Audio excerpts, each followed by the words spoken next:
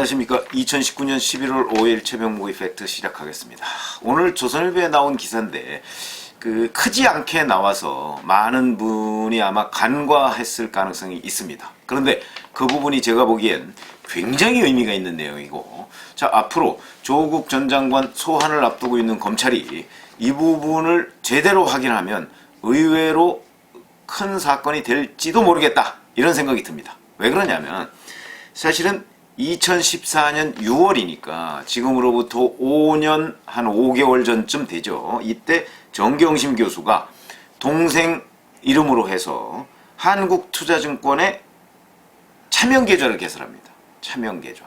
그래서 신청서 이름에는 이 정경심 교수의 동생 이름이 적혀 있고, 그 다음에 연락처에 보면은 그 동생 연락처가 아니고 본인 연락처를 적어놨습니다. 본인 연락처. 자기 거란 얘기죠. 그 다음에 도장은 또 자기 것도 아니고 남동생 것도 아니고 제3의 가족, 지금 누구 건지는 모르겠습니다만은 그 이름으로 찍어놨습니다. 자, 그러면 이게 이제 뭐가 문제냐면, 그래서 이제 검찰이 그러면 이 필적이 누구의 필적이냐, 정경심 교수 본인의 필적이냐 동생의 필적이냐 하는 것을 감정을 했다고 합니다. 그런데 정경심 교수 본인의 필적이라고 합니다. 그러면 이 통장을 개설할 때 1993년에 금융실명제가 실시가 됐죠. 그렇기 때문에 이 통장을 개설할 때 만약에 정경심 교수의 동생이 함께 갔다면, 정경심 교수하고 동생, 남동생하고 같이 있는 자리에서 그 남동생의 이름으로 계좌를 개설한 거 아니겠습니까? 이렇게 되면 이건 가능하다고 합니다. 무슨 얘기냐면 남동생이 있으니까, 있는 상태에서 계좌 이름을 남동생으로 한 거니까 이 남동생의 실명으로 한 거나 마찬가지죠. 다만 연락처만 정경심 교수 명의로 하고 도장도 뭐 다른 사람 걸 찍었지만 어쨌든 이거는 이 정경심 교수 남동생의 통장이다, 이렇게 볼 여지가 있는 거죠. 그런데 만약에 정경심 교수 남동생이 가지 않았다, 그러고 정경심 교수가 혼자 가서 자기 남동생 이름으로 계좌를 개설했다, 이렇게 되면 이게 이제 전형적인 차명계좌고, 이게 금융실명제법 위반이 됩니다. 오늘 아침 기사에는 정경심 교수의 남동생이 같이 갔는지 여부가 나와 있지 않습니다. 그러니까 같이 갔는지 같이 가지 않았는지, 이 부분이 이제 하나의 쟁점이 될 수 있겠고요. 왜 그러냐면 작년 4월이죠. 우리 다 아시겠지만 이건희 삼성그룹 회장의 그 차명계좌가 굉장히 여러 개가 발견된 적이 있습니다.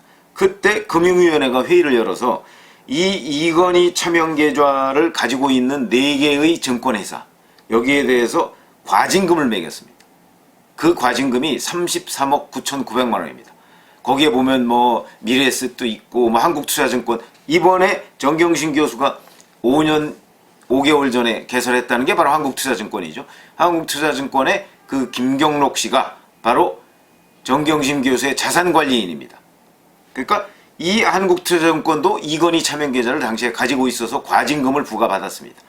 이럴 정도로 만약에 이것이 문제가 된다면 그러면 이 한국투자증권도 과징금을 또 받을 가능성이 있다.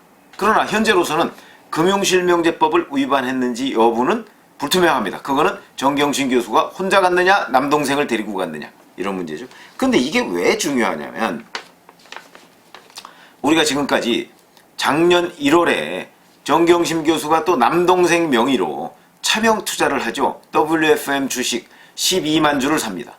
장외 거래로 해서 당시 주가가 7,000원 정도 됐었는데 12만 주면 8억 4천만 원어치죠. 그런데 실제는 5,000원에, 주당 5,000원에 삽니다. 그러니까 6억 원에 샀습니다. 그러면 2억 4천만 원 정도를 그대로 본인이 수익으로 취한 게 됩니다.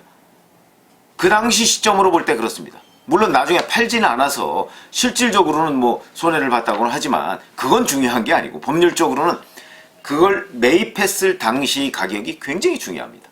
그러다 보니까 자, 이 차명계좌로 그 정경심 교수 남동생 명의로 산 그 주식이 또 남동생 집에서 발견이 됐습니다.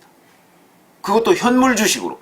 요새는 주식을 사게 되면 대개 그 전자증권으로 사게 돼서 뭐 그 주식을 이렇게 종이 쪽지로 가지고 있을 필요가 없습니다. 그런데 종이 쪽지를 가지고 있었던 겁니다. 그러면 이것도 뭔가 왜 요즘 방식으로 가지고 있는 그 현물 주식, 가지고 있지 않은 현물 주식을 집에 보관하고 있었을까? 이것도 뭐 뭔가 숨겨야 할 필요성이 있는 것 아니냐, 이런 의심을 해보기에 충분하죠. 그런데 자, 그러면 작년 1월 달에 12만 주를 샀던 이 계좌가 5년 5개월 전에 했던 정경심의 차명 계좌에서 산 것이냐? 이것도 현재 보도되어 있지 않습니다. 그것도 확인하지 않고 있습니다, 검찰이. 근데 이게 의미하는 게 왜 중요하냐면, 제가 그렇지 않아도 이 문제에 관해서 경제 전문가들한테 좀 물어봤습니다. 자, 2014년 6월 달이면 정경심 교수는 동양대 교수를 하고 있을 때이고, 그 남편인 조국 씨는 서울대 법학전문대학원 교수를 하고 있을 때입니다. 2014년 6월이면. 그러니까 둘 다 뭐 그때는 국립대 교수이긴 하지만 둘 다 재산 등록 의무는 없습니다. 재산 등록을 하는 사람들은 학교 교수의 경우에는 학장, 뭐 학장급 이상들이 대개 재산 등록을 하게 되니까 남편도 그렇고 정경심 교수도 그렇고 재산 등록을 할 의무가 없습니다. 그러니까 자기 계좌에서 돈이 뭐 빠져나갔다 들어왔다 하더라도 그것이 관계당국 또는 누구한테 체크될 염려도 없고, 또 그걸 이게 만약 자기 돈이라면 숨길 이유도 없습니다. 아니, 자기 돈에서 자기가 증권 투자하는데, 대학 교수가 증권 투자를 하는데 그게 왜 숨겨야 할 대상이 됩니까? 그런데 이 사람들은 차명으로 그 계좌를 개설했습니다. 그러면 숨겨야 할 필요성이 있기 때문이다.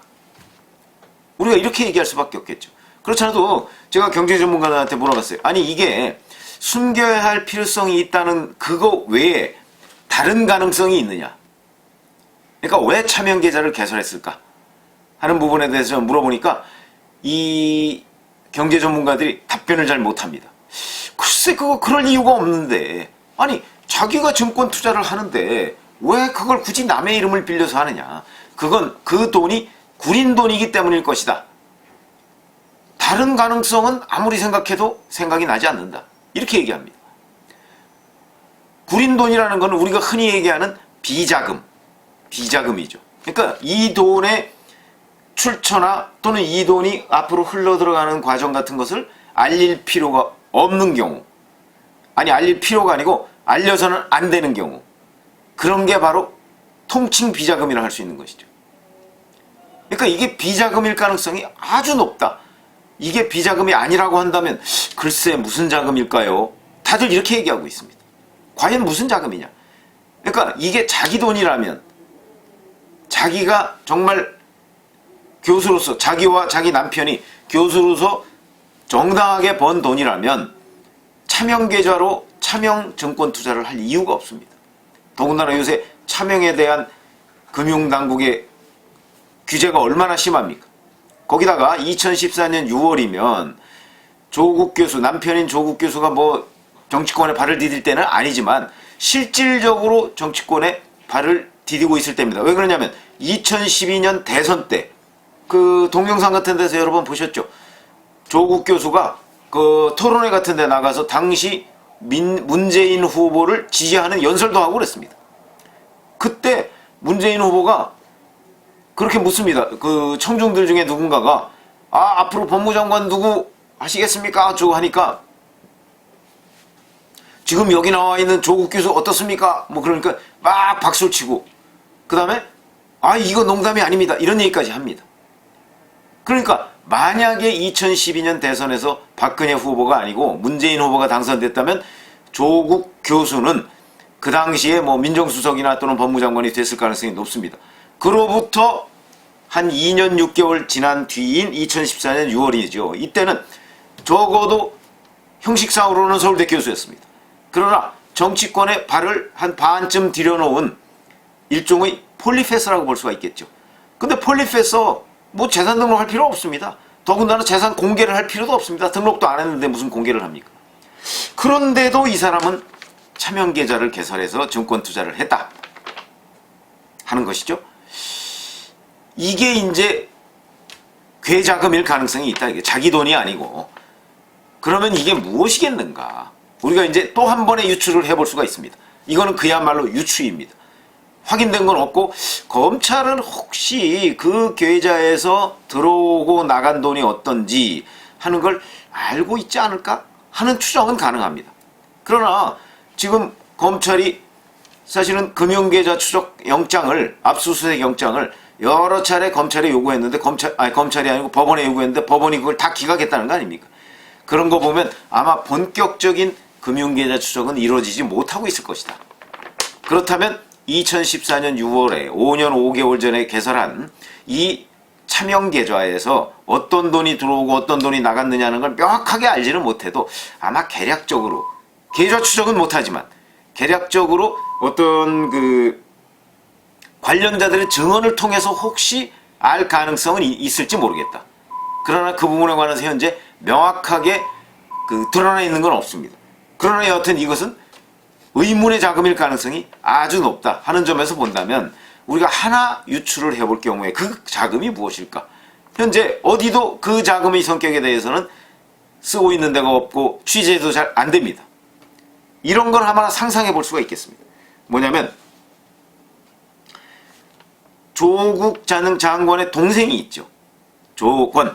조건이 최근 웅동학원 채용 비리와 관련해서 구속이 됐습니다. 그리고 이제 뭐 범인 도피, 뭐 그다음에 강제집행 면탈 혐의, 뭐 이런 걸로 구속이 됐죠. 근데 웅동학원 채용 비리와 관련해서 최근에 구속된 그 돈을 받았던 시점이 언제냐면 2016년, 17년 뭐 이때쯤입니다. 2016년, 17년. 그러면 2016년, 17년이라면 이게 2014년 6월 달에 개설이 됐으니까. 근데 꼭 이때만 웅동학원 채용 비리가 있었을 것이라고 단정할 수는 없죠. 아마 이전부터 있었을 가능성은 있습니다. 그렇다면 정경심 교수가 숨겨야 할 돈이 나올 곳, 이런 건 과연 어디가 있는가? 제가 보기에는 웅동학원일 가능성이 제일 많습니다. 그러니까 웅동학원은 본인도 이사였고 2009년부터 1999년부터 2009년까지 10년간은 남편이 이사였고 그 후에는 본인이 이사였습니다. 그 다음에 이사장은 바로 시어머니였죠. 그러니까 조국 전 장관의 어머니였습니다. 그렇다면 만약에 채용 비리가 있었다면 그 최종 목적지가 이사장일 가능성이 있다. 그렇게 되면 혹시 웅동학원에서는 이런저런 돈이 왔다 갔다 했으니까, 왜 그러냐면 교수 부부가 어디 돈 나올 때가 있겠습니까? 그때 무슨 공직자도 아니고 어디서 뇌물 받을 가능성도 일단은 없어 보이는데, 그런데 숨겨야 할 돈이 생겼다. 그거는 웅동학원일 가능성이 제일 많다. 이렇게 볼 수가 있겠죠. 아니면 증권 투자를 그 전부터 계속 했는데 거기서 많은 수익이 나왔는데 이거를 나중에 혹시 유사시에 남편이 공직자가 됐을 때 그때에 대비해서 요거를 숨겨놔야 되겠다. 이렇게까지 심모 원료를 했다면 뭐 그것도 모르겠어도 여하튼 그냥 상식적으로 유추해보자면 웅동학원에서 나온 돈일 가능성이 있다. 그런데 이것은 정당한 돈이 아니기 때문에 이 돈을 어딘가에 숨겨놔야 되는데, 그러려면 본인이나 남편 이름으로 하는 것이 아니고 바로 차명으로, 그러니까 정 교수 본인의 남동생 이름으로 주식 투자를 하는 것이 어떨까, 이런 생각을 하지 않았을까, 저는 그렇게 지금 추정하고 있습니다. 앞으로 하여튼 검찰이 이 부분도 굉장히 깊이 있게 들여다볼 것으로 보는데, 제가 보건대는 만약에 이것이 정말 우리가 지금 상상한 대로, 그리고 경제 전문가들이 추정하는 대로 무슨 비자금 그런 것일 가능성이 높다. 지금 뭐 경제 전문가들은 대부분 다 그렇게 얘기하고 있습니다. 그렇다면 이것은 정경심 교수 이 부부의 또 다른 폭탄이 될 가능성이 있다. 그거는 뭐 여러 가지를 의미하고 있습니다. 뭐 웅동학원의 배임, 횡령 뭐 이런 것일 가능성도 있고, 그 다음에 뭐 금융실명제법 위반 뭐 이런저런 거 여러 가지, 그 다음에 나중에 자본시장법 위반까지, 그 다음에 조국 전 장관의 공직자윤리법 위반까지 여러 가지가 이 하나에 함축되고 있을 가능성이 있다라는 점에서 본다면 검찰이 2014년 6월에 개설한 정경심 교수 이 차명계좌 이 부분을 집중적으로 아마 수사하고 있지 않을까, 이런 생각이 듭니다. 그래서 참여연대 김경률 전 집행위원장이 얘기한 이 여러 가지 기록들을 살펴보면 이게 권력형 비리일 가능성이 있다 하는 부분도 이 차명 계좌와 관련해서 매우 주목되는 부분입니다. 감사합니다.